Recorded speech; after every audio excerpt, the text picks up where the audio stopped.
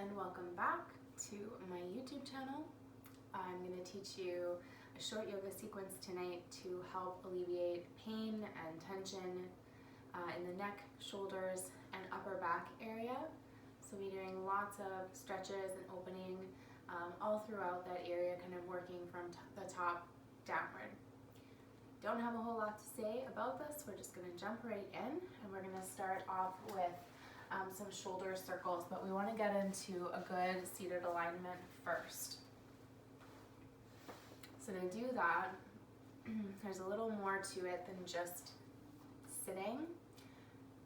As simple as that may seem, it's called easy pose, to just sit cross-legged, but there's some subtle things that you need to pay attention to. So first of all, you want to make sure that you're really grounding down through your hip bones, and you want to be able to feel the weight evenly distributed between your two hip bones. You should be able to feel both of them against the floor, your right and left. If you need to, wiggle around from side to side, shift things around underneath of you in order to really make a strong connection. So it's your grounded foundation, very connected to the floor. From there, that's where everything else comes up from, so that's very important. Then your spine is going to rise up nice and straight from that middle point between the hips. Coming up to your shoulders. So here we are. Let's take those shoulder circles, bringing them up towards the ears, and then back down and around. So I can't even tell you how many times I've said shoulders back and down in my yoga teaching career, I guess you could call it. It's a lot. Constantly telling people to keep their shoulders back and down in all kinds of poses. It's so common for us to want to hunch our shoulders forward. Bringing your shoulders to settle into that position on the back. And then you can place your hands on the knees. You want your shoulders to be right above your hips, so you can kind of take a look. If you have a mirror to the side of you, that's very helpful. And you can always practice this later when you do have a mirror next to you. Just to check and see if your spine is aligned. For now, just do it to the best of your ability using your mind-body connection. And then come to rest with the eyes closed. Just going to take a couple of breaths here. As we're grounding and sitting into our alignment, we're getting our body ready for this practice, but now we also want to get our mind ready with a couple of deep breaths. And our breathing has a really strong connection to our mental processing, our mindset. Seeing if you can fill all the way down into the belly. Exhaling completely.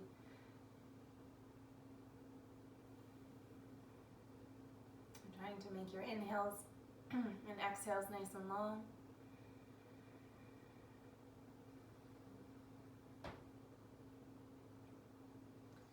And then let's gently bring ourselves back into the room by blinking the eyes open.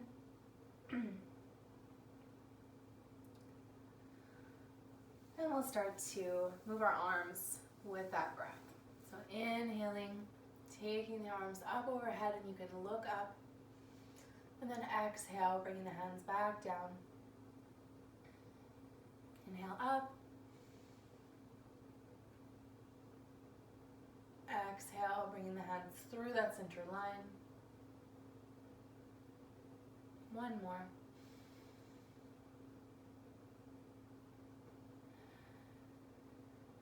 Just working out any little kinks as you go. Resting the hands back down, and we'll quickly stretch through the neck.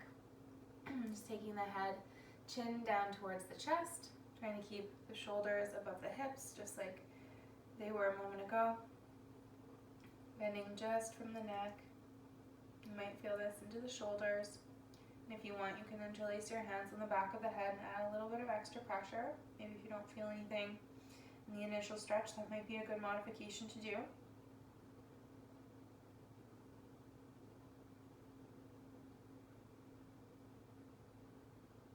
Release the head, Back up, and then we'll tilt the head over towards the side.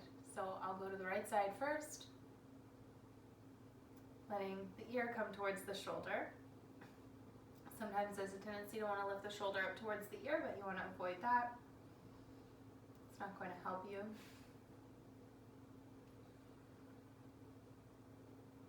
Just letting gravity help you out here, and then again, similar to what we just did in the other stretch, you can bring your hand just to the side of the head above the ear and add a little extra pressure if you feel like you could use that. If it's too much for you, that's okay. It's borderlining on being too much for the side of my neck for me for today, but kind of right on that edge where I think I can handle it, but feel free to remove the hand if you try it and you find it's not feeling good. Release that side, and we'll come over to the other side nice and gently. Over to the left now. You brought the hand to the other side. Try it on this side as well.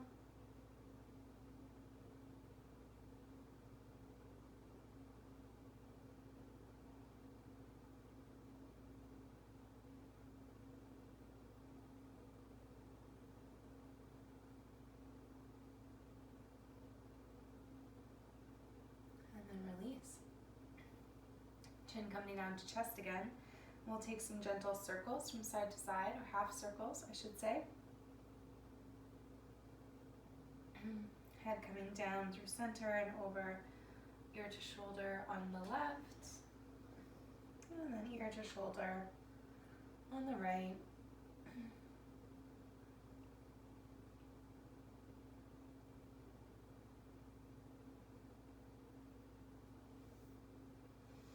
Bring the head back to neutral position, and we're going to come onto our hands and knees here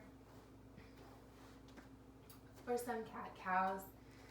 So inhaling, dropping the belly down, lifting the gaze to look forward, and exhale, sending the spine nice and high, pushing the floor away. Gaze drops towards the legs. Inhale again, same thing. So dropping the belly down, bringing the chest forward as you look forward. And then exhale.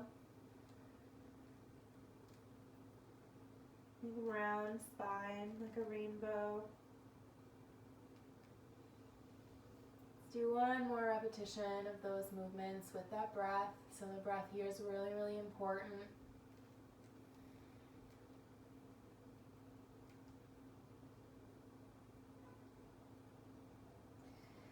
As you release, you can come to sit down. You want to turn to the side of your mat so that you can extend one leg out to the side without having your heel on the floor. If you have carpet, you might be okay. And on hard floors, it can be really tender on the back of the heel for some people. So with one leg out to the side, so it's not directly out in front of you, but just off to the side, we're going to practice a side bend and then a twist. So first we'll do the side bend.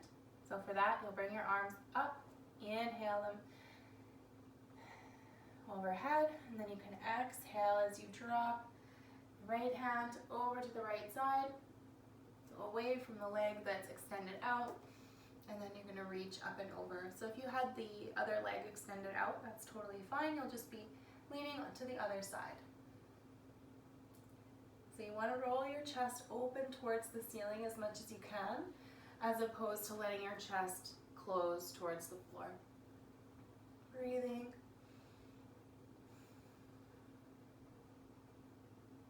And then release.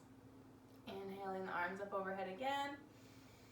And this time we're going to twist. So you'll exhale, coming towards the same side, whichever side you were leaning towards. Now you'll be twisting towards that side. So again, away from the extended leg.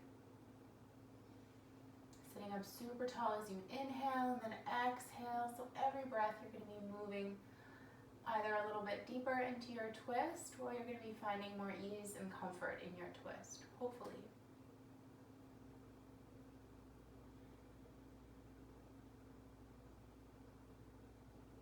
So without lifting the hips up off the floor at all here, is twisting, starting from the abdomen through sort of the rib cage, shoulders, and then you can turn your neck and head as well if it feels good for you. And release, turning back towards the front, and we'll change the legs.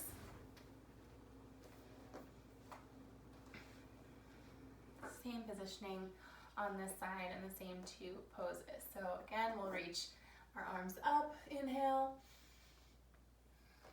Left hand drops to the floor, right hand reaches up and over as we try to roll the chest open towards the ceiling, keeping both hips planted and grounded onto the floor.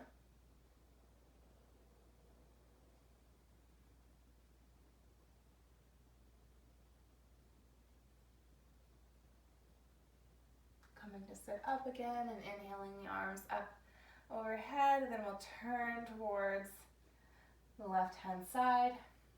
So your right hand is going to cross over to the side of your knee, and then the other hand plants behind. That one's going to help you to sit up nice and tall. Inhale, exhale, turning through your twist a little more deeply, and then continuing to use the breath as a tool to help you move either deeper or just generally with a little bit more ease through your pose.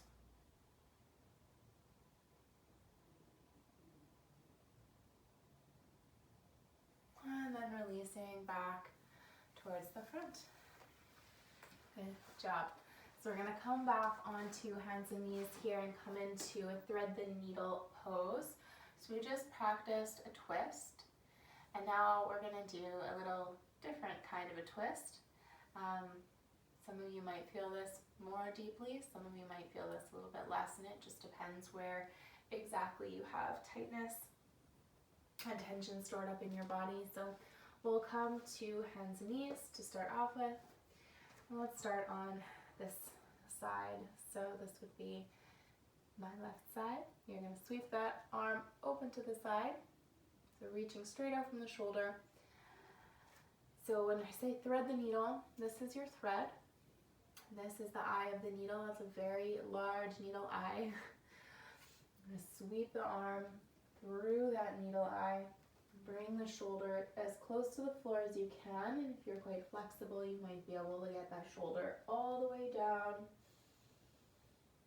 Once you have the shoulder down on the floor and you're comfortable, and you can release the palm and extend the left arm out, or sorry, that's my right arm.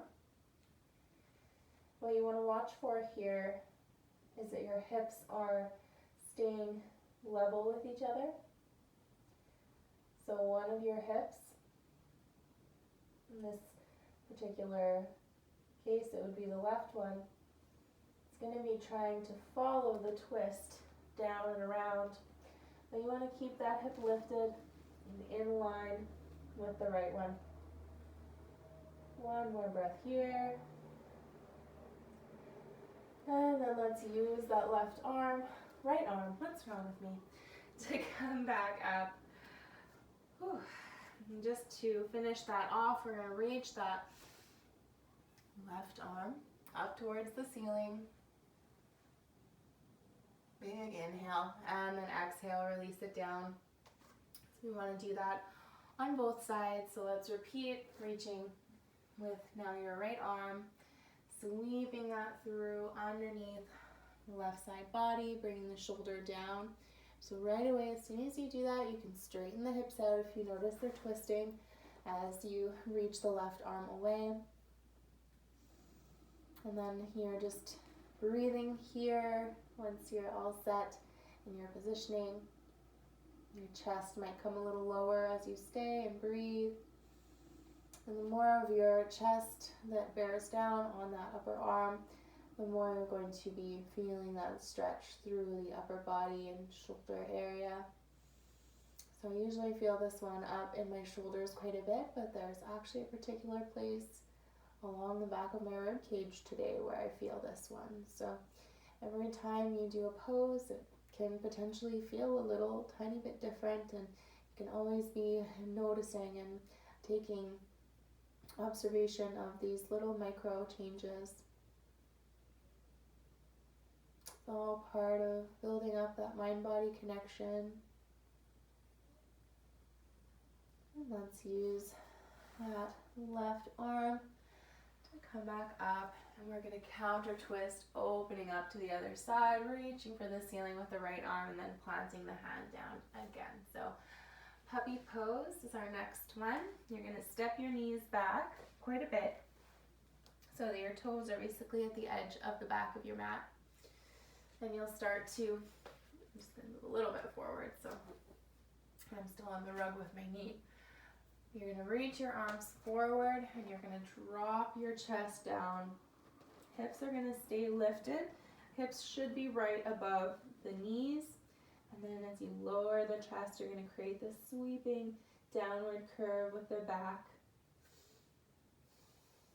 As you lower your chest down, you're going to feel that opening along the armpits, the upper arm muscles, triceps are going to start to stretch, biceps are going to start to stretch, and along the shoulders as well. So it's a really dynamic stretch, and if you want, you can drop onto the forearms and take a little bit of the weight off of your hands and wrists, and then you can get a little bit lower as well. If you have a pretty bendy back, that might be an option for you. If you're really bendy, you could take some blocks and put them underneath of your elbows to give you even more height to work with. But for now, we're going to actually start to move forward, sliding onto the forearms and lowering the hips down, coming to Sphinx pose. The Sphinx pose is a really lovely one to transition to from that puppy pose intensity. You're still getting a nice back bend, but it's much, much, much less intense. Taking a couple breaths here, you want to make sure you're lifting your chest and you're supported through your forearms and elbows. Lifting the gaze. And then you can walk your hands back underneath of your shoulders as you lower yourself down towards the floor completely. We'll take 3 cobra rolls here. You'll take an inhale breath. Let's do it. Inhale, lifting the chest, pushing the floor away. Exhale down, keeping the elbows in at your sides the entire time. So inhale, lift. Shoulders back and down. Exhale, lower. Last one, inhale. Exhale. And then what you'll do from there, lifting onto hands and knees directly. Let's walk forward by a little bit. So we're going to move into a downward facing dog. We're going to need some space to step back. Spreading out through your hands, spreading the fingertips wide, really planting down through your palms, but then also planting down through your fingertips. It's going to help you to spread the weight out through your whole hand rather than just pressing right into the palms, and that stresses out your wrists quite a bit. So if you've ever had pain in your wrists in downward facing dog, that would be the culprit. So spreading nice and wide, really planting those fingertips down, and we'll start to lift the knees after tucking the toes. So knees can come to a hover a couple inches off of the floor. You might start to step your feet back a little bit, and you'll start to press your hips up and then back. So I definitely need to step back a little more here, bending into the knees a little bit as well. And the arms should be nice and straight, really pressing through the hands, pressing the floor away so much so that your arms are in line with your biceps, and all of that is also in line with your spine. Leading up to the hips, creating almost like the side of a triangle. Keeping a bend in the knees is nice to start with when you're practicing this pose. We're actually not working on the lower body much today, so you don't have to worry about straightening through the legs at all. We're actually going to start to walk forward into a forward fold and continue working on the upper body, coming to about the middle of your mat in a forward fold position, knees bent, so you can have your belly and maybe even part of your chest just resting on your thighs. Head and neck should not be holding any tension or effort right now. You can shake your head no, nod your head yes to confirm that your head and neck are loose and relaxed. Your next move here is going to be to take the hands back behind you, interlace the fingers, and then start to press those knuckles up towards the ceiling. And then you'll start to move the hands even further back, away from the body. So you start to open up through the chest, armpit, shoulder area. Once again, keeping that neck nice and loose if you need to. Again, like shake it out, nod your head a couple times. Go ahead and do that. Let's release the arms down to the floor. Coming to a halfway lift, bringing the hands to the shins. Crown of the head is going to lift and reach towards the side wall in front of you. And then exhale down. Good. Let's see, ragdoll. Let's take our hands, finding the elbows. And then starting to sway a little bit from side to side. Keeping the upper body nice and loose through the arms and shoulders, as well as the head and neck. So you're getting a little bit of a lower body stretch here, but you can bend the knees as much as you need to, and that will negate some of that lower body intensity. Let's inhale into another halfway lift position here, hands on the shins. And then exhale, hands come to the floor. You can step one knee down and then the other one follows, just to come to a seat. So whatever kind of a seat is going to be comfortable for you. I don't mind sitting on my shins. It's not painful for me and my body, but if it is for you, then feel free to sit cross-legged like we did at the start of the practice. That's fine too. You can actually even do some of this next bit in a chair or even standing. I'm gonna stay down to the floor because usually if I stand up, my head gets cut off in the video, and that's not a good look. So let's begin. So this first stretch for this next little bit is, I'm not really a yoga stretch at all per se, but it feels really darn good. So let's do it. We're gonna lift up the left arm. It's gonna reach back behind, sort of your neck shoulder conjunction area, and then you'll take your other hand to the top of that elbow to help to reach the arm back and in even further. You're really going to start to feel the shoulder and the tricep open up as you do that.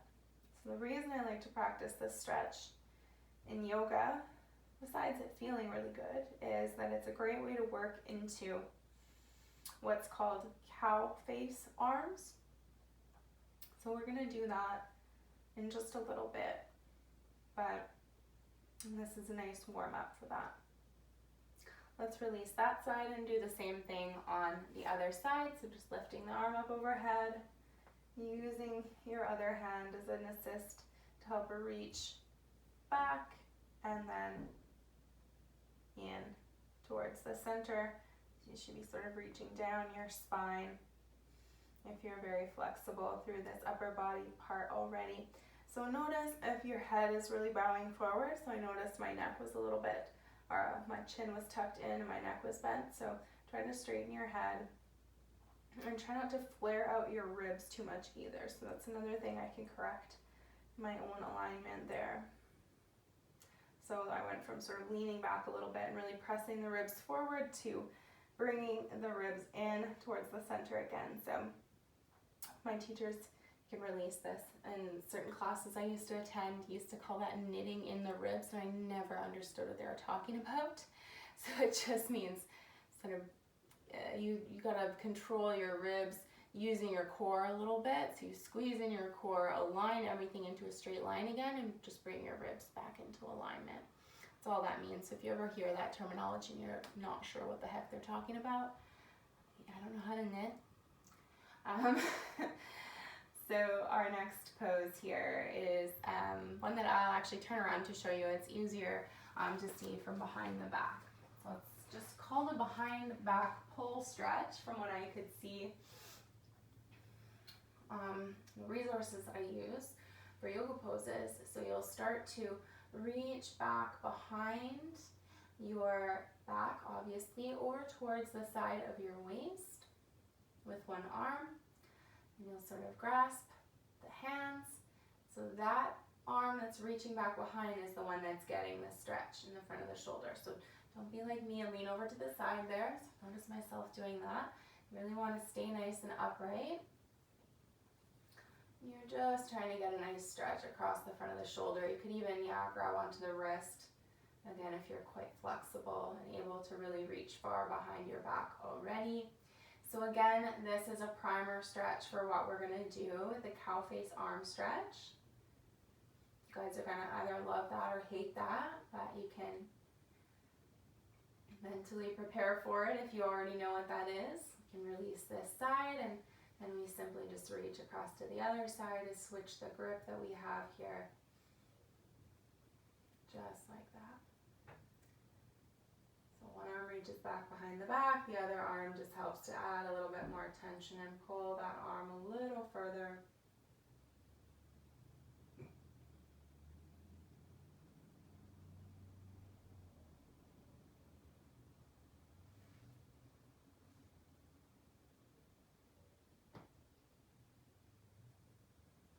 Not to twist through the upper body, just keeping yourself upright, and then you can release that stretch as well. And you might want to take a few shoulder shrugs towards the back just to let that go and release that. Okay, let's come back into downward facing dog for another little stretch here. So you're gonna come into your downward facing dog the same way we did before, grounding through the hands, pressing through the fingertips, and then coming up, hips rise, and then head back. You might want to also step the feet back as you find your proper alignment here in downward facing dog. So you might find after some forward folds, you're able to straighten your legs out a little bit more, but you're invited to keep them bent as much as you need to. From here, we're just going to walk to forward fold as we did earlier. Coming into a halfway lift position, hands on the shins. And then as we exhale, we're going to sit back and down, lifting up through the chest and lifting the arms up in front. So this is our chair pose. And from chair pose, we're actually going to bring the arms down in front. So they're reaching straight out from the shoulders, so kind of on an angle towards the floor, the way our torso is right now. Then you're going to bring your right arm underneath your left, so the elbows cross and make kind of an X. And bend at the elbows, and you might just want to come to just this far into the stretch. As you lift the elbows and press the forearms away, you'll feel your shoulders open. If you don't feel an opening, you might want to try wrapping your arms a little more so that you have your forearms, maybe I'll just come down here, wrapped around so that the palms are able to touch. So this is called eagle arms. Reaching the elbows up, forearms away. Now you'll really start to feel an opening if you weren't before. If you're feeling fatigued through the legs, go ahead and stand up. Keep stretching through the arms though. And then release, forward fold. Inhale, halfway lift. Exhale, sitting back and down into chair again. And I know I said we weren't going to work the legs too much, but we had to do a little something. This time it's the left going underneath the right, bend at the elbows, wrap the arms around if you need to do that extra. Shoulders, or rather elbows lift, and then forearms press away. You can tell my chair is getting less low as we go on. And release, forward fold again here. Inhale, halfway lift.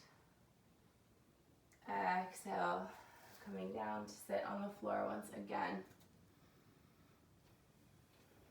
All right, so for this next pose, we actually need a little bit of a prop. So if you have a strap, that's great. Hopefully it's nearby. I didn't think to grab mine before I started filming, but a kitchen towel works phenomenal for this. Any kind of long, skinny material thing. So a belt works really good. Dog's leash works really good. Even just a t-shirt, twist it up like that, works pretty good. So whatever you got, get it. And then we'll practice this cow face arms, the dreaded cow face arm stretch. It's really not that bad, especially if you're working with a prop and you're not trying to force anything that's not ready to happen. So without further ado, I'll start on my quote-unquote good side so you guys can get a real idea of what this is going to look like, but you'll see my more challenging side as well. So even yoga teachers have their spots that don't work out so good. So you're going to put that strap or towel in your right hand. You're going to trail that down your spine. So this is just like the opening that we were doing before, right? So you can even do that again, set that back. Now we're going to incorporate the reach back as well, only instead of reaching back and down this time, I'm going to be reaching back and up. My hands are going to start to work their way down this towel till we get to a point where we can find the fingertips and get those interlaced. So once the fingertips are interlaced, once again, we're going to check that the ribs aren't flaring way out to the front. You're going to bring everything in so that your core is engaged and you're sitting up nice and tall. You're not bringing your head super far forward.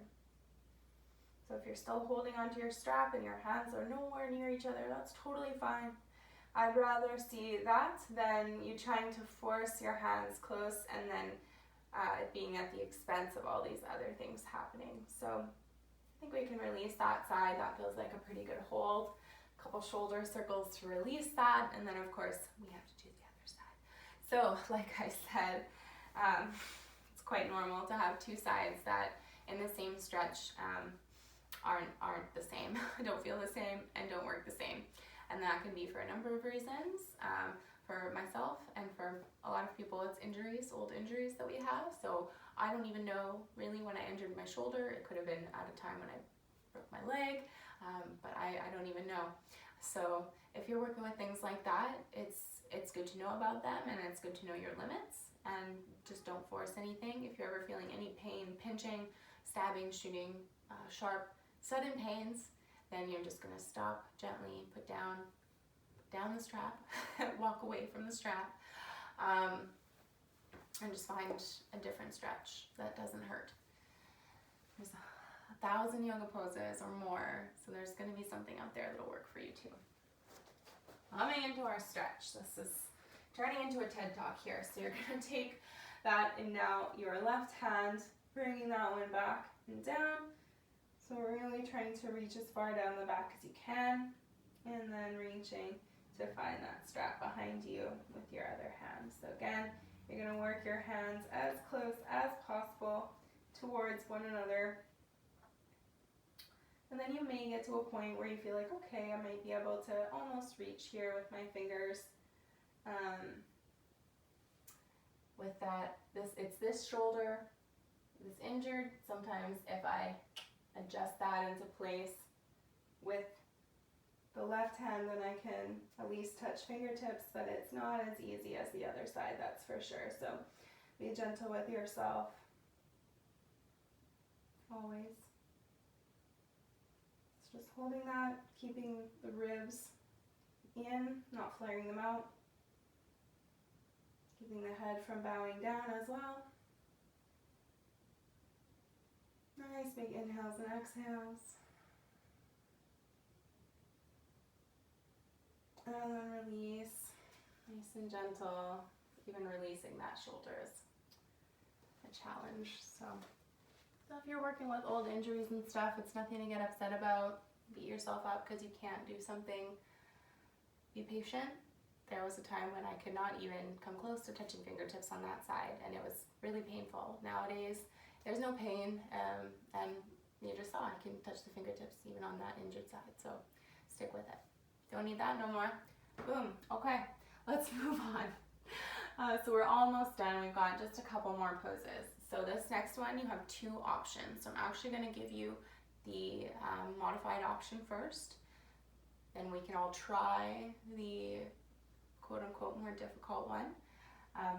But this might be perfect for you. So we're going to be really deeply stretching into the back of the neck and the upper shoulder areas on this particular of these two poses. And it's basically the same pose, just flipped over. You'll see what I mean. So the first one is rabbit pose.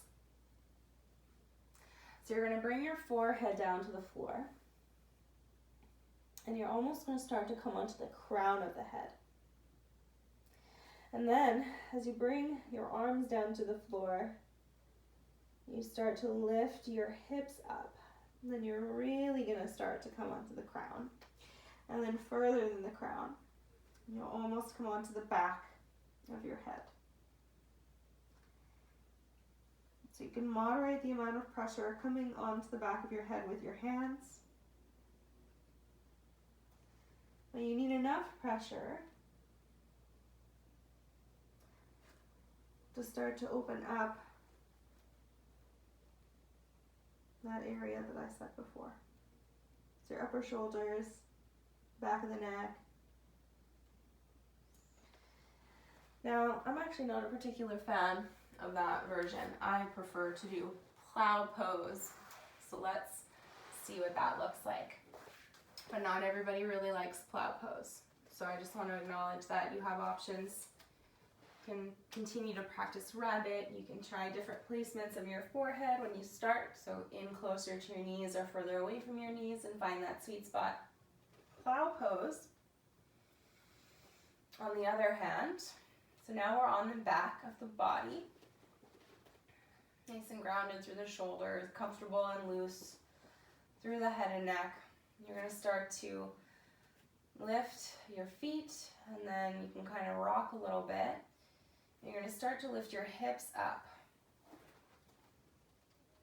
You can brace your lower back with your hands. Bring your elbows in nice and close.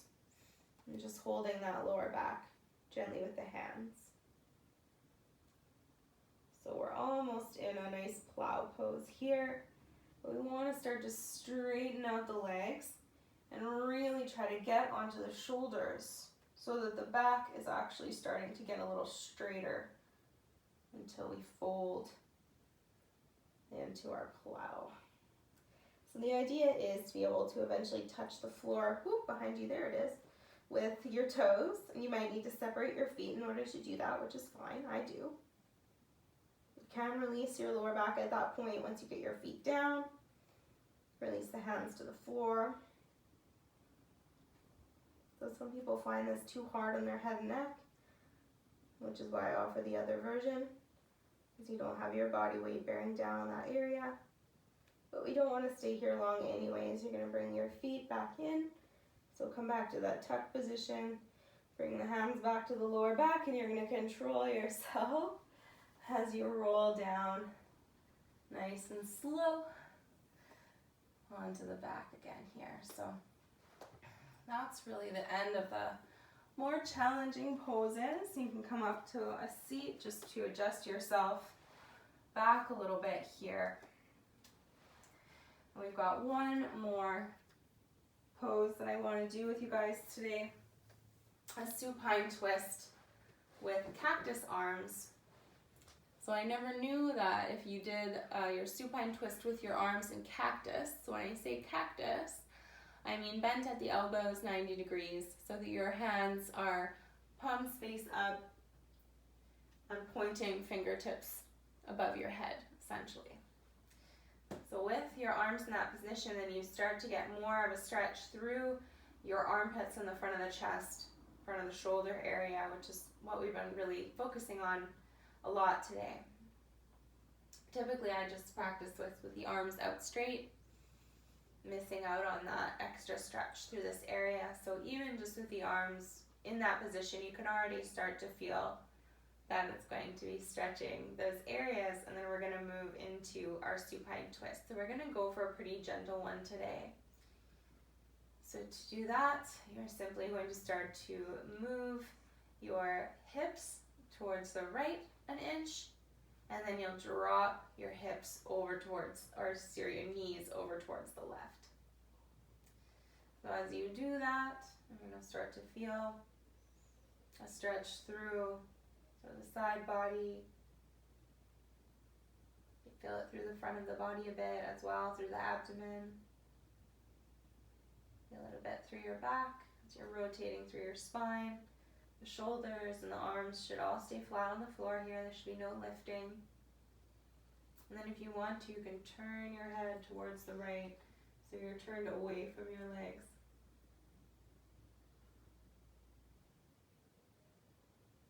Let's come back into the central position here. Readjust the hands and arms if you need to, and bring the hips back to center. And then you move the hips over towards the left an inch, and then drop the legs the other way. If you find you want a little bit more of an intensity to this, then you can bring the knees in a little bit closer towards the chest. So as you do that, then you'll intensify the stretch for yourself through the hips and through the spine and belly, etc. So I don't actually really need that extra intensity today, to be honest. And then we're going to turn the head away from the legs, so turning towards the left. Just breathing here for a couple more breaths. And then if you choose to, you can stay for an extra couple of minutes on your mat. So we usually would recommend 10% of the time that you spend practicing, you spend on your mat in Shavasana, in a nice calming state, just breathing. It's sort of a mini meditation. So you have 3 to 5 minutes to dedicate right now to taking advantage of the space and calm that you've cultivated through the practice, and that's great. If you really must move on, you only budgeted the amount of time that this video lasted, that's okay too. Maybe when you're going to bed later, you can recall some of the breathing and come back to that time. Bedtime is the best time for breathing exercises and meditation, even if it's just simply taking really long inhales and exhales like we did at the beginning of the class. Let's come back to a neutral position from our twist. So coming right back into the center, readjusting the hips, extending the legs out long. Take an overhead stretch with the arms, so just reaching with the arms, stretching, reaching with the fingers, pointing the toes and reaching that way as well. Big inhale as you do so. And then exhale, just relax everything, bring the arms to a comfortable position. 3 deep breaths, the bare minimum. Fill that belly, fill the chest, and then exhaling completely. One more time. Deepest breath you've taken all day. And release.